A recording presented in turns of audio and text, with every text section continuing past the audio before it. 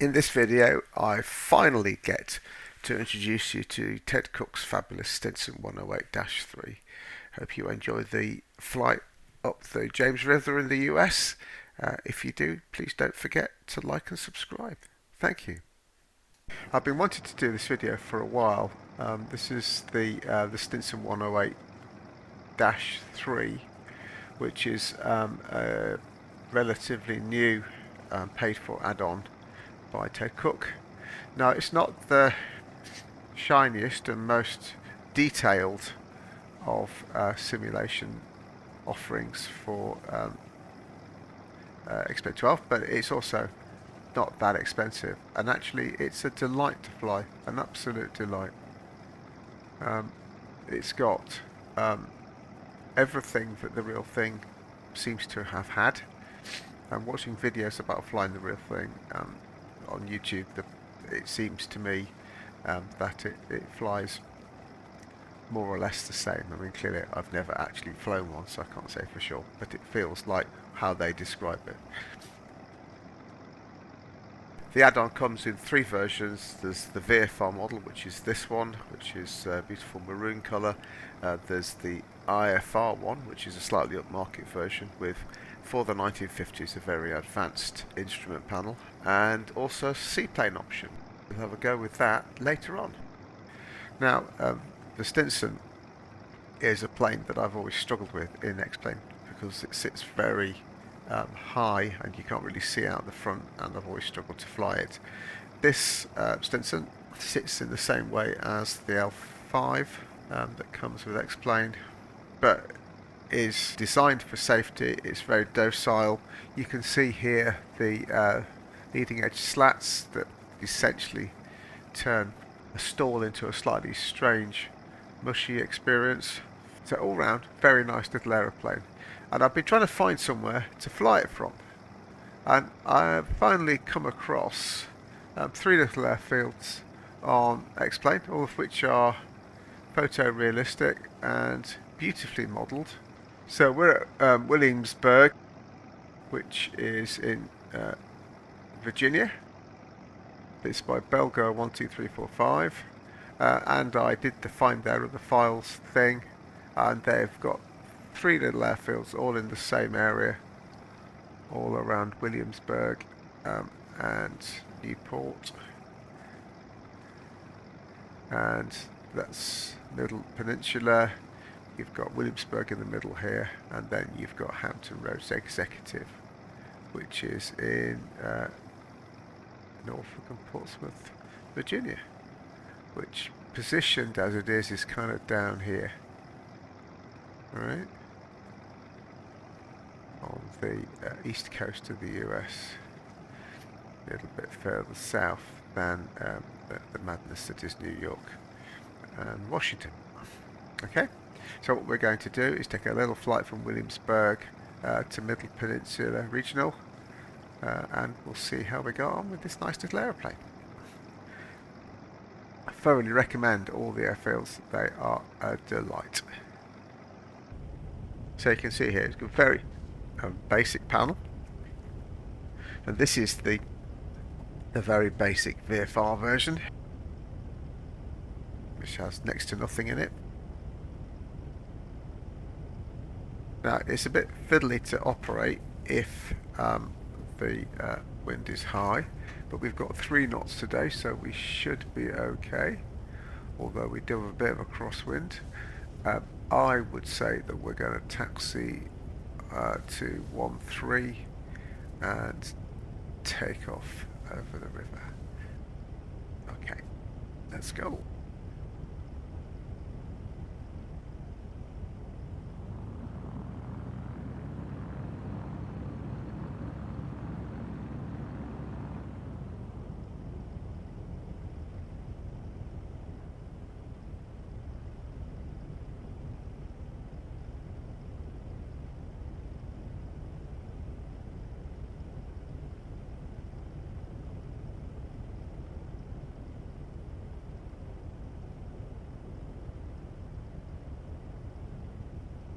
Join the taxiway.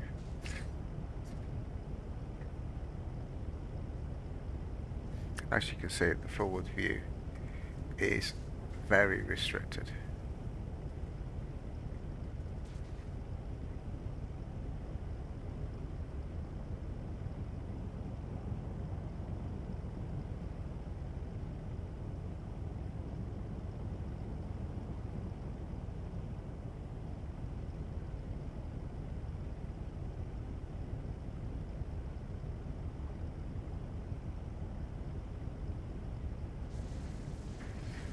There's the entrance onto the runway.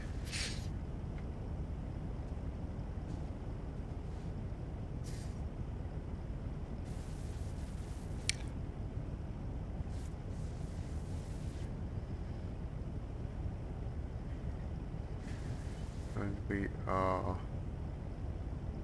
taking a right.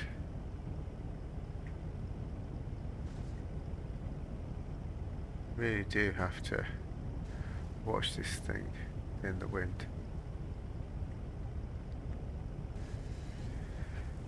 Even with a little bit of wind that we've got. It's very similar sort of takeoff and landing speeds to the Piper Super Cup, I'd say. Now, this plane was actually a kind of competitor, or would have been a competitor of the Cessna 170, I guess, at the time. But Stinson, this was built just after the war, and Stinson sadly died. Ended up as a interesting little footnote in the history of these were sold as Piper Stinsons for a while, but obviously Piper went in a different direction in the long run, and so this, which could have been the competitor to the 170,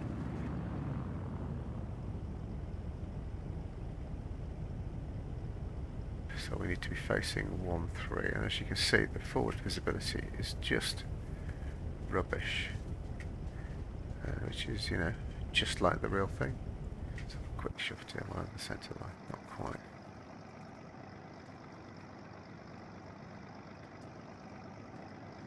Okay. Okay, so stick back.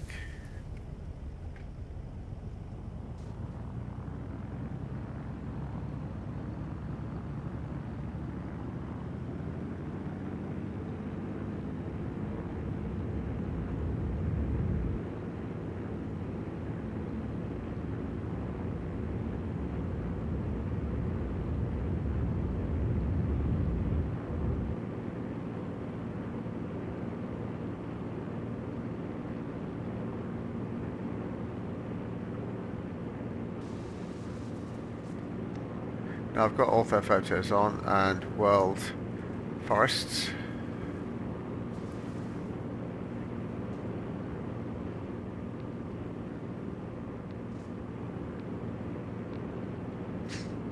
Just to give this whole thing a bit more zing.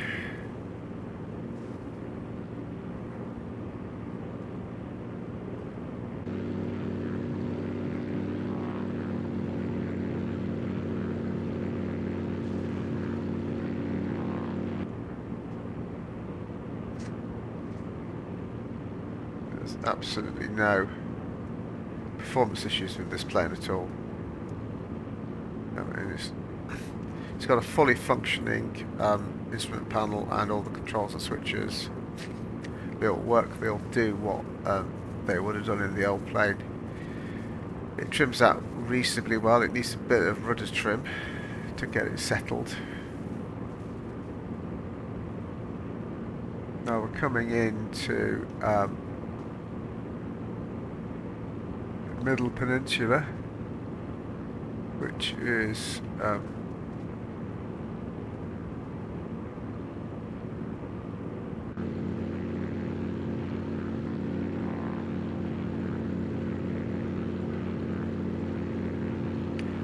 latest autogen is a lot better.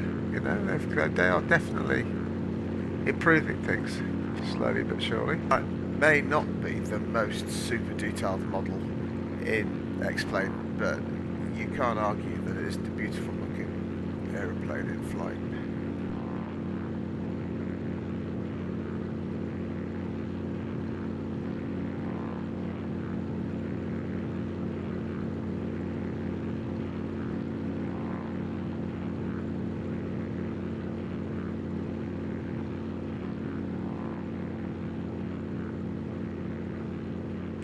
So we're heading for the other side of that river.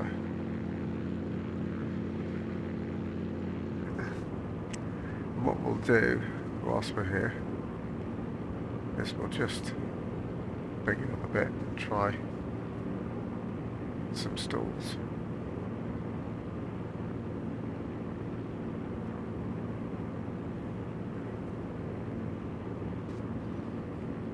Now, this plane was designed basically to be impossible to die from. So it lacks the clean savagery of some of the other aeroplanes that I fly in the simulator. So if we just pull back on the stick, I know we're not very high up, but just keep it going.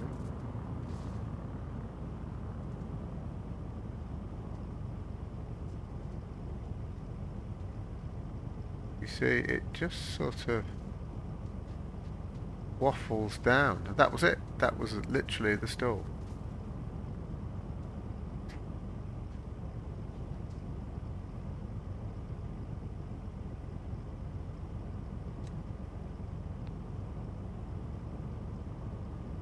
Now you can sort of go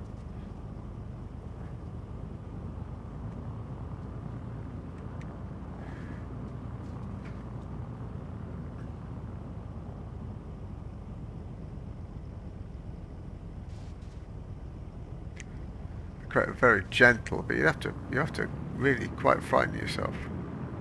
It makes it much more difficult. Now there's an additional nose into a steam safety attitude feature and risk stalling in when the you real haven't thing, got which is not the flaps sadly, down and you're not sort of configured for landing. which is that wasn't really you couldn't designed pull for the purists. back I think all it the was way. designed With if utopian you have post-second flaps World War down. view that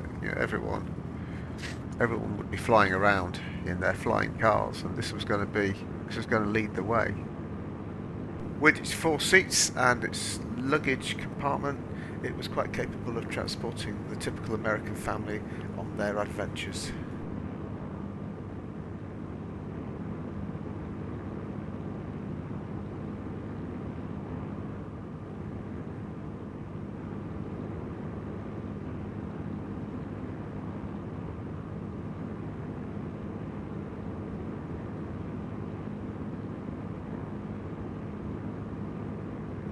Right, let's see if we can find this strip and work out what's going on, because I'm getting literally no clues from Little Navmap.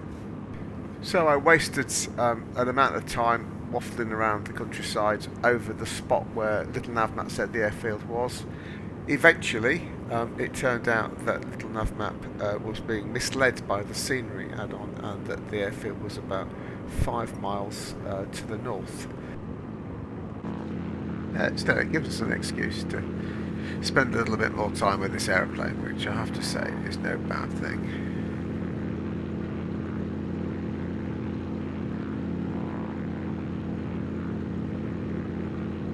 So does it, look like an Aerobasque or compete with a Microsoft the better Microsoft Flight Simulator offerings? Or, well, no. But does it fly like the real thing? Yes. Does it have everything that you need to enjoy pootling around in a 50s aeroplane? Yes. Does it come with 3 different aeroplanes in the pack? Yes.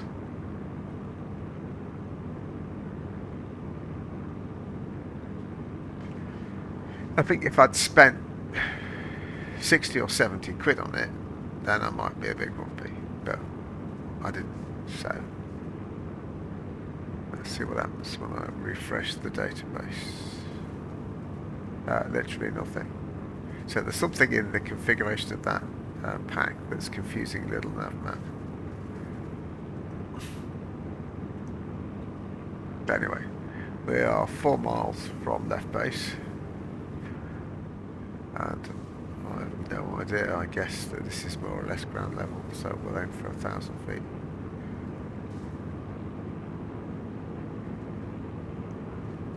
What's weird, if you look at it, what's weird is you can see the airfield marked here, and you can see that it's got marked the ILS, but the airfield itself is over here somewhere. It's very odd. There's clearly something slightly out of kilter about it all that needs investigating.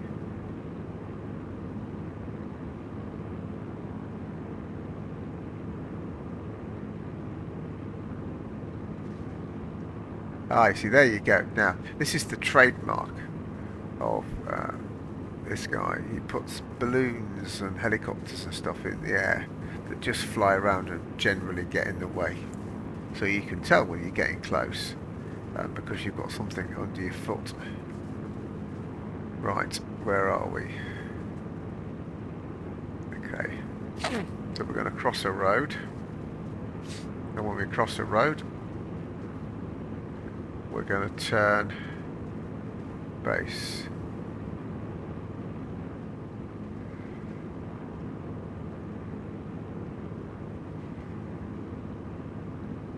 There we go. And the runway, did we say the runway was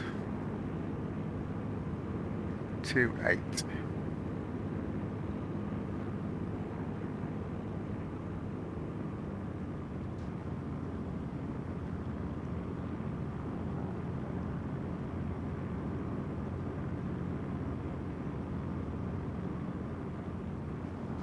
I think this is West Point, where the Army, US Army, here you go, there it is, look. This is West Point, where the US Army do all their training for officers, or a lot of it, or some of it, I don't know, I've heard of it. Okay, let's get the flaps in. We've got no wind.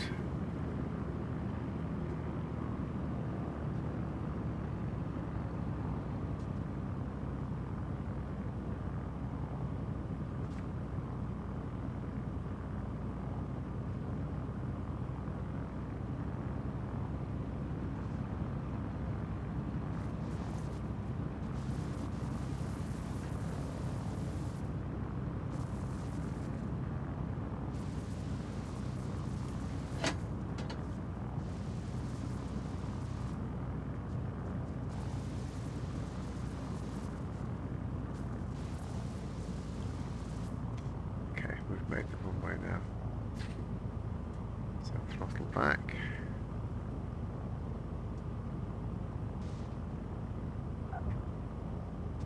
Move this a bit fast.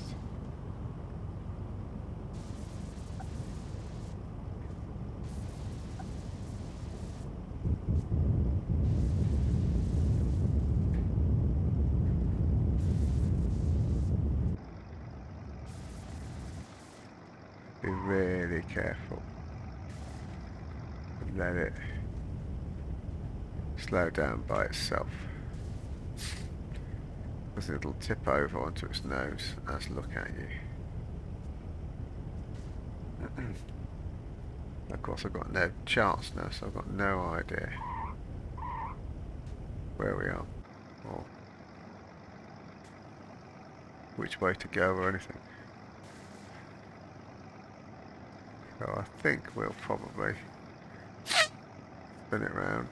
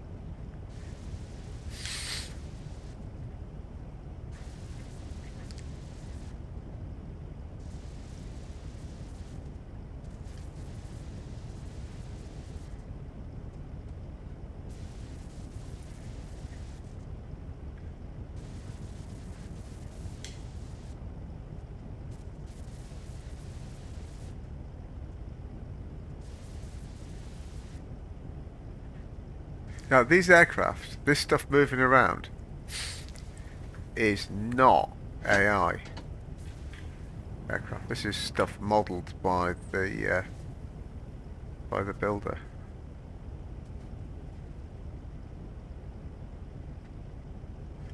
Which is astonishing, really. Delightful. I mean, obviously it'd be nicer. Oops. That'll do. So if I hop out of the plane, just have a look.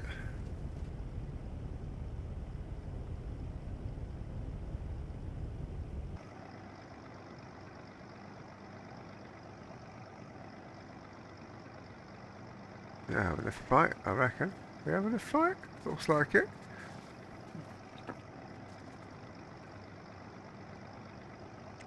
See, it's just lovely, isn't it? And the textures are well done as well. You know, I think the grass and slightly weird balloon, not going to lie. And up this end,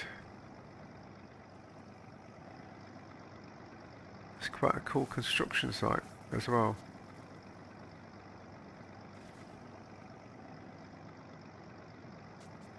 Oh.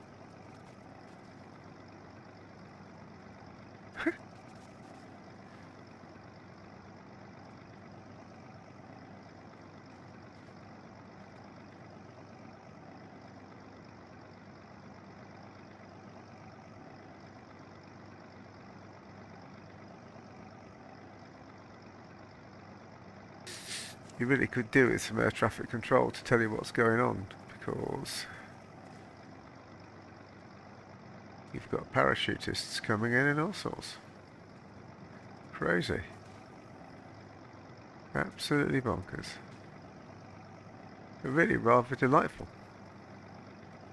Before we take a quick look at the Floatplane version, which is my favourite, has to be said, I thought we'd have a quick look at the IFR Voyager model of the plane in its fancy blue livery.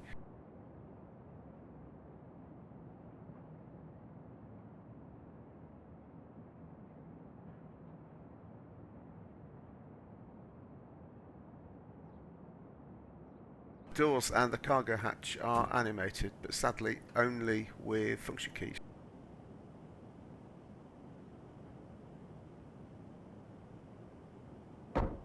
You can see that the only real differences are a slightly uprated 1950s radio navigation set, and also the turn and slip indicator and the artificial horizon.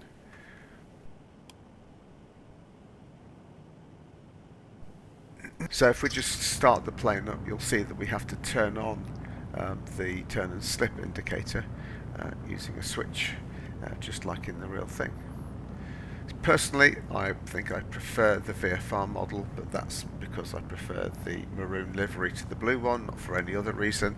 And as I say, my absolute favourite is the Floatplane.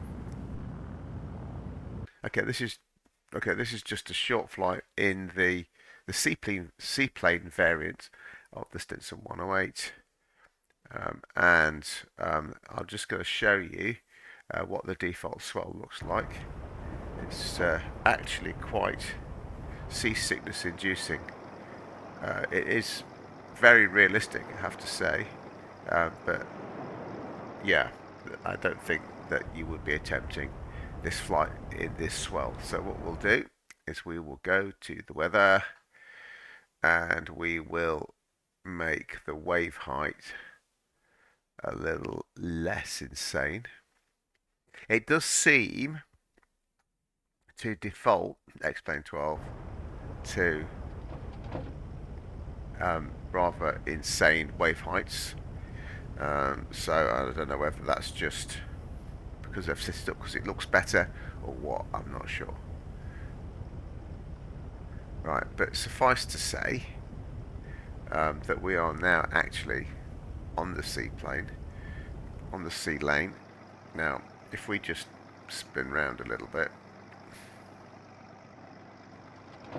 you can see we've got controls for the sea rudder, So the rudders you use for steering when you're on the ground, you do need to pull them up before you take off, which is what we're going to do now.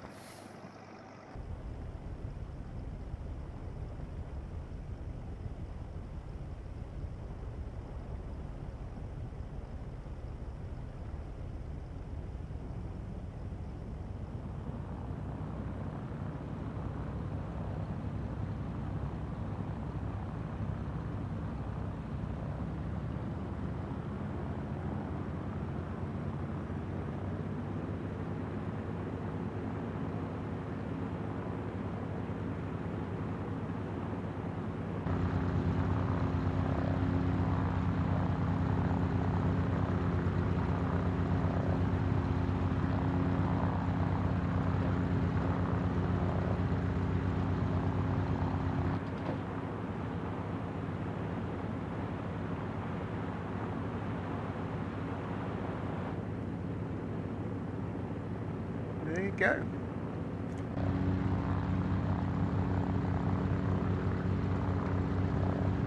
I think of all the models, the seaplane is probably my favourite.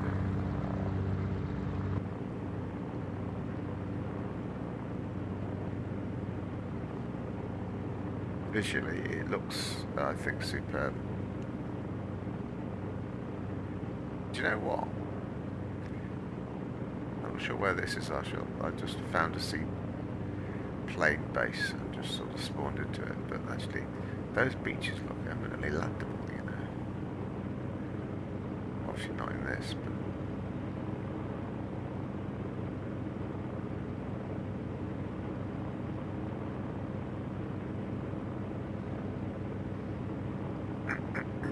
Give that a go. Pick up.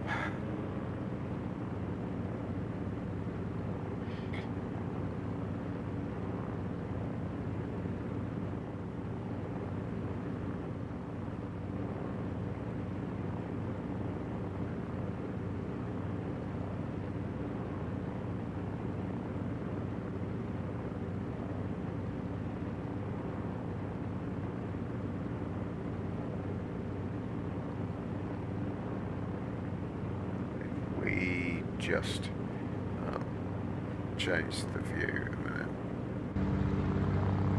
You can see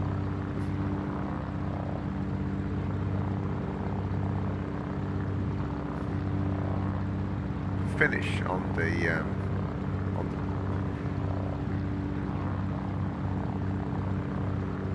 floats is pretty good. You can see the rivets and stuff there. Look.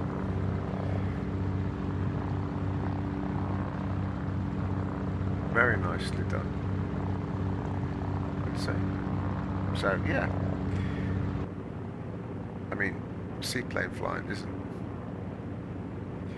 necessarily something I've got a great deal of experience in or that I'm particularly good at, but it's something that I definitely enjoy time to time. Now, it doesn't have undercarriage, so if you have the Mall M7,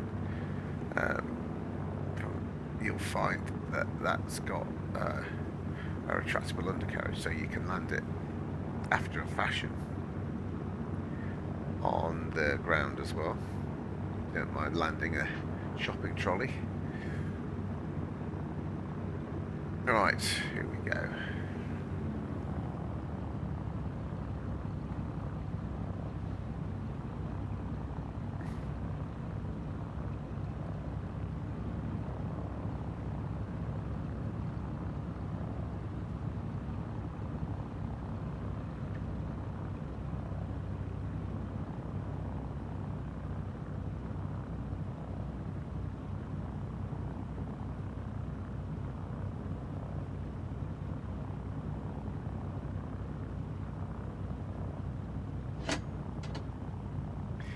Give it a bit of flap.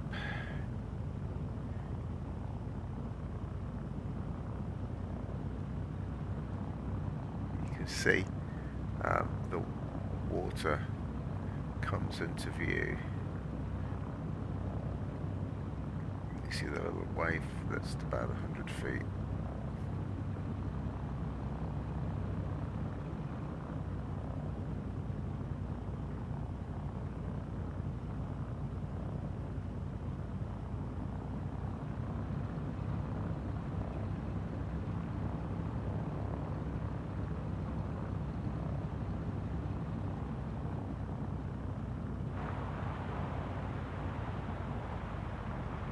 There you go.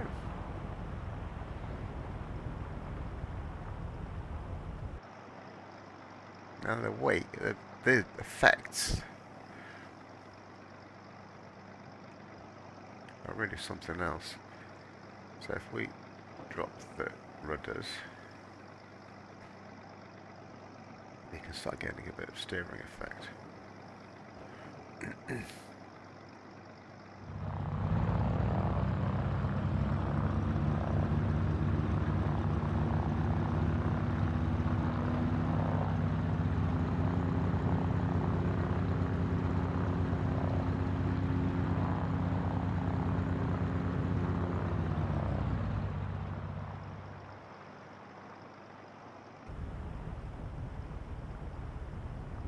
A bit closer to the shoreline. See the train going by.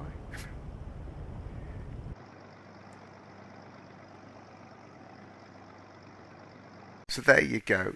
Ted Cook's fabulous Stinson 108-3 in all its different variants. Hope you enjoyed the video. Please don't forget to like and subscribe.